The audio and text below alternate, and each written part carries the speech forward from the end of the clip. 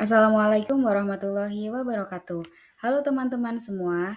Dalam beberapa tahun terakhir, kita telah menyaksikan banyak sekali perubahan-perubahan yang sangat luar biasa dalam cara perusahaan beroperasi.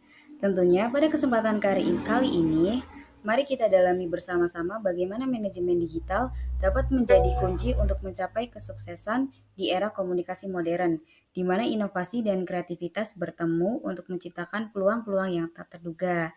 Oke, tanpa berlama-lama lagi, mari kita bahas poin-poin pentingnya.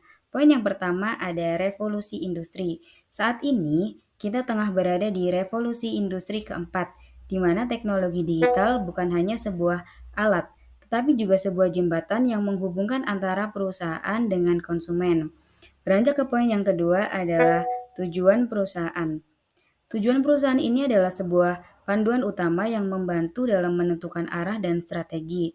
Dalam hal ini, aku akan menjelaskan tujuan perusahaan melalui 4 poin.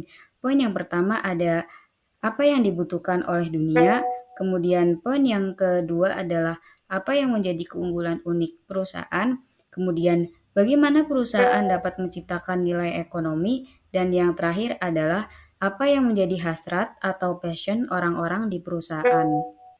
Kemudian beranjak ke poin yang ketiga ada manajemen digital. Manajemen digital ini adalah serangkaian tindakan yang dilakukan untuk mengelola bisnis dengan menggunakan teknologi digital. Seperti bangunan yang membutuhkan pilar untuk berdiri, manajemen digital juga punya pilar loh. Nah, pilar manajemen digital ini ada 3. Yang pertama itu ada pemasaran digital, kemudian penjualan digital, dan yang terakhir adalah layanan operasi digital. Beranjak ke poin yang selanjutnya adalah analisis data.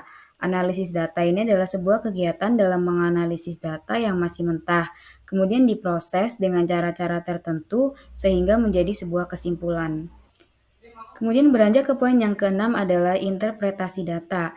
Interpretasi data ini ada 4 poin. Yang pertama ada analisis kerja konten, kemudian variasi konten, kemudian paid ads atau iklan berbayar, dan yang terakhir adalah optimasi traffic source atau optimasi sumber lalu lintas yang berarti menganalisis dari mana pengunjung datang.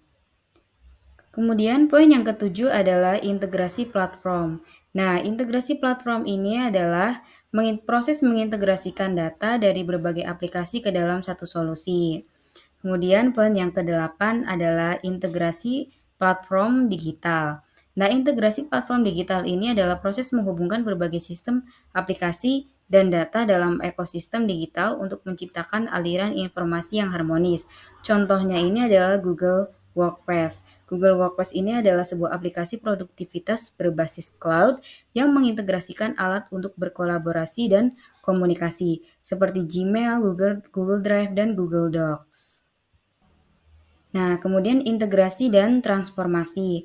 Integrasi ini adalah sebuah penggabungan berbagai sistem untuk menciptakan aliran informasi yang efisien. Sementara itu, transformasi adalah perubahan mendasar dalam cara organisasi beroperasi dengan memanfaatkan teknologi baru. Contohnya ini adalah Meta. Kemudian, poin yang ke-10 adalah saluran utama pemasaran digital. Saluran utama pemasaran digital ini ada 6.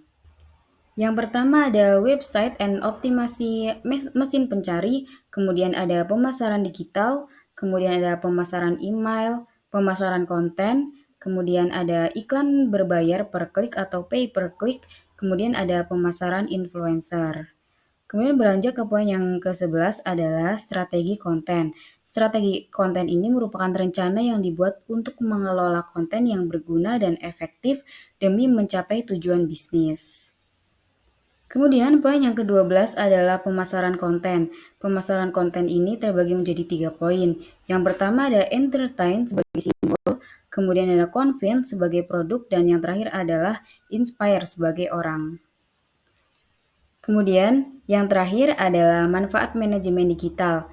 Manfaat manajemen digital adalah untuk menjangkau audiens yang lebih luas, kemudian efisiensi biaya, kemudian penargetan yang akurat, kemudian hasil yang terukur, dan yang terakhir adalah interaksi yang ditingkatkan. Sebagai penutup, Mari kita ingat bahwa manajemen digital yang efektif di era komunikasi digital tidak hanya meningkatkan efisiensi, tetapi juga membangun hubungan yang lebih baik dengan pelanggan dan rekan rekan kerja. Terima kasih.